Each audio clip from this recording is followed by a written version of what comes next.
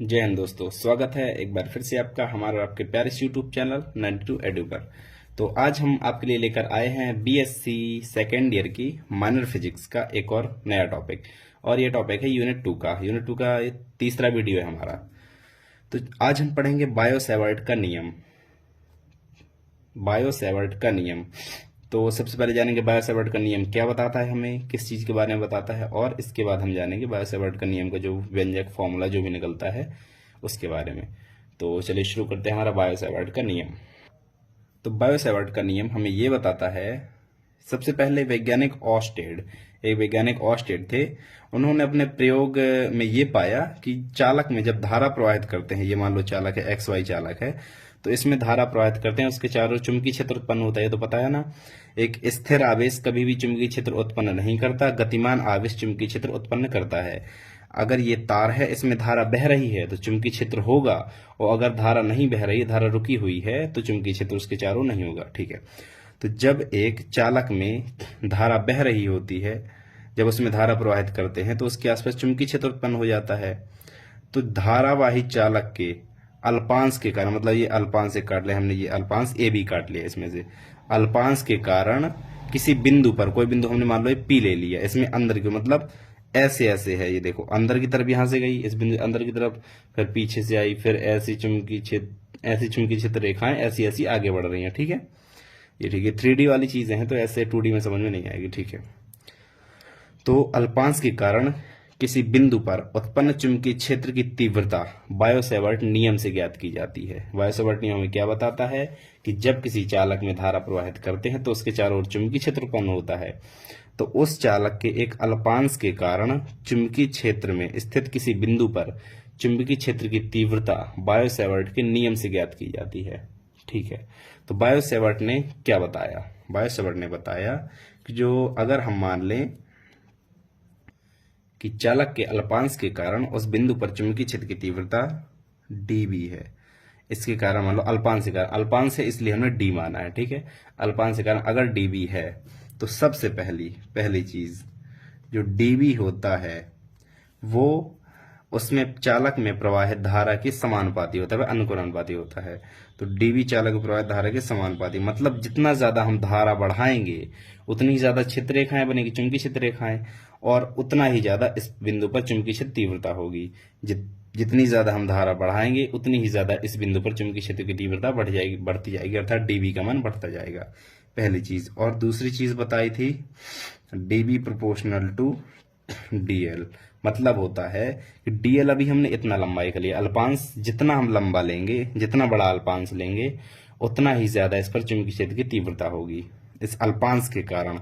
हम पूरे के कारण नहीं बता रहे, मैं ये बता रहा हूं कि अगर मान लो यहां से ए बी इतना अल्पांश हमने ले लिया, तो इसके कारण चुंबकीय क्षेत्र की तीव्रता और ज्यादा होगी। ठीक है। तो जितना बड़ा अल्पांश होगा उतनी ज्यादा चुंबकीय क्षेत्र की तीव्रता होगी। इसके बाद number 3, dB proportional to sine theta, मतलब dB का जो मान होता है वो अल्पांश की लंबाई, ये अल्पांश हो गया, अल्पांश की लंबाई, और बिंदु से अल्पांश को मिलाने वाली रेखा के बीच जो कोण बनता है, ध्यान से सुन लो एक बार और, अल्पांश की लंबाई और बिंदु से अल्पांश को मिलाने वाली रेखा के बीच जो कोण बनता है उस कोण की ज्या के समानुपाती होता है। मतलब जितना ज्यादा कोण होगा, देखो साइन थीटा में थीटा का मान बढ़ाने पर साइन थीटा में जब थीटा का मान बढ़ाते हैं, साइन थीटा का मान बढ़ता जाता है, 0 से 1 की ओर होता है। ठीक है। 0 से 1 तक बढ़ता है, फिर उसके बाद घटता है। ठीक है। तो जैसे हम थीटा का मान 90 तक बढ़ाते जाएंगे तो इसकी वैल्यू बढ़ती जाएगी, तो थीटा पर ये निर्भर करता है। अर्थात एक बार फिर से कि अल्पांश और बिंदु से अल्पांश को मिलाने वाली रेखा के बीच जो कोण बनता है उसकी ज्या के समानुपाती, ज्या मतलब साइन थीटा, उसकी ज्या के समानुपाती होता है। इसके बाद number 4, dB proportional to sine theta. इसके बाद एक और dB प्रोपोर्शनल टू 1/r²। अब r क्या है? r है बिंदु से अल्पांश की दूरी। तो बिंदु से अल्पांश की दूरी, इसका 1/r² प्रोपोर्शनल होता है, मतलब इसके वर्ग के व्युत्क्रमानुपाती होता है। जो चुंबकीय क्षेत्र की तीव्रता का मान होता है वो बिंदु से अल्पांश के बीच की दूरी के वर्ग के व्युत्क्रमानुपाती होता है। तो ये 4 चीजें बताई थी बायो सेवर्ट ने। अगर इन्हें हम मिला के लिखें, dB proportional to I D L, इसे आप क्लास 12th में ही पढ़ चुके हैं, बटे आर स्क्वायर, क्लास 12th में पढ़ चुके हैं, ठीक है। और अगर हम ये प्रोपोर्शनल का साइन हटाएं तो ये कांस्टेंट आता है, तो यहाँ पर कांस्टेंट आया करता है mu 0 upon 4 pi I D L sine theta बटे आर स्क्वायर, म्यू 0 अपॉन 4 पाई आता है। तो अगर यहाँ पर मान लो वायु या फिर निर्वात है तो म्यू 0 होता है निर्वात या फिर वायु, या वायु, ये नहीं कि निर्वात का मतलब वायु, ये नहीं लिखा हूं, निर्वात या फिर वायु की चुंबकनशीलता, ये होता है, ठीक है। निर्वात या फिर वायु, वायु या लगा दो, निर्वात या फिर वायु की चुंबकनशीलता होता है म्यू 0, एक सेकंड, म्यू 0, हाँ होता है। और अगर हम कोई माध्यम ले ले, मान लो निर्वात वायु या फिर कोई दूसरा माध्यम है, तो डीवी बराबर होता है म्यू 0 म्यू आर बटे 4 pi I D L sine theta बटे आर स्क्वायर। म्यू आर क्या होती है? म्यू आर माध्यम की चुंबकनशीलता, चुंबकनशीलता, ठीक है। अगर निर्वात या फिर वायु हो तो म्यू 0 और म्यू आर होता है माध्यम की चुंबकन, अगर कोई माध्यम है तो माध्यम की चुंबकनशीलता होगा, और म्यू आर का मान होता है आर बराबर म्यू अपॉन म्यू 0, ये म्यू आर का मान होता है। तो अगर हम इस इक्वेशन में रखें तो जो माध्यम वाला हमारे पास फॉर्मूला आएगा, देखो एक तो हो गया अगर वायु निर्वात है तो ये होता है एक फॉर्मूला, ठीक है। और अगर माध्यम है तो mu upon 4 pi I D L sine theta upon R square, ये होता है हमारा बायो-सैवर्ट के नियम माध्यम के लिए और ये निर्वात के लिए। अब चूंकि ये सदिश राशि होती है, ये सदिश राशि होती है तो इसकी कुछ ना कुछ दिशा जरूर होगी। ये तो अपना मैग्नीट्यूड निकला है, अब दिशा क्या होती है?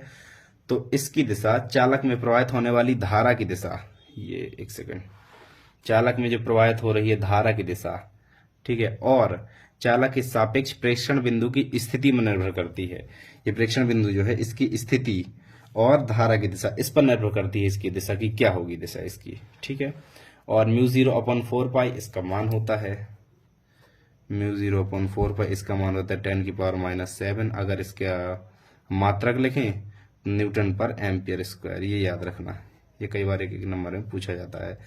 और सीसी के लिए ये वाला क्वेश्चन बहुत ही मोस्ट है, सीसी और पेपर के लिए तो है ही, लेकिन सबसे ज्यादा मोस्ट ये है सीसी के लिए। सीसी के लिए हर साल ही पूछा जाता है क्वेश्चन, और इसका मात्रक होता है वेबर पर मीटर स्क्वायर, ठीक है, इसका मतलब वेबर पर मीटर स्क्वायर। और अगर हम इसे सदिश रूप में लिखें तो सदिश रूप में देखिए डी वेक्टर बराबर म्यू 0 अपॉन 4 पाई। अब देखो साइन थीटा है तो साइन थीटा किसके लिए आता है? डॉट में, क्रॉस में, क्रॉस प्रोडक्ट में। तो I vector cross D L vector upon R square, upon R square, I vector cross D L vector upon R. और अगर हम इसे सदिश रूप में लिखें डी वी वेक्टर को, तो डी वी वेक्टर देखो म्यू 0 अपॉन 4 पाई। अब आई सदिश राशि नहीं होती, ठीक है, विद्युत धारा होती, आई सदिश राशि नहीं होती, तो आई तो एक तरफ आ गया, ठीक है। अब डीएल के साथ एक और कुछ चीज आनी चाहिए, तो आर का अगर हम ऊपर नीचे गुणा कर लें, देखो DL vector cross R vector upon R cube, मैंने डायरेक्ट कर दिया है इसे, एक मिनट समझा रहा हूं मैं, ये होता है इसका सदिश रूप ये होता है, ठीक है। तो देखो आर के ऊपर नीचे, ऊपर आर का गुणा कर दे, नीचे आर का गुणा कर दे, नीचे आर क्यूब हो गया, ऊपर आर आ गया। अब आई तो एक तरफ, आई सदिश राशि नहीं होता, तो डीएल वेक्टर और आर वेक्टर, आर स्थिति सदिश, आर वेक्टर है स्थिति सदिश, हमने स्थिति सदिश लिया है, ठीक है। तो DL vector R vector cross product, क्योंकि साइन थीटा है, साइन थीटा क्रॉस प्रोडक्ट में होता है और डॉट प्रोडक्ट में कॉस थीटा होता है, तो DL vector cross R vector, ऐसा आएगा हमारा सदिश रूप, ये होता है सदिश रूप। इसे भी याद कर लेना, ये भी केवल एक नंबर में पूछा था कि बायो-सैवर्ट नियम के सदिश नियम का सदिश रूप लिखिए, ठीक है। तो ये हुआ हमारा बायो-सैवर्ट का नियम।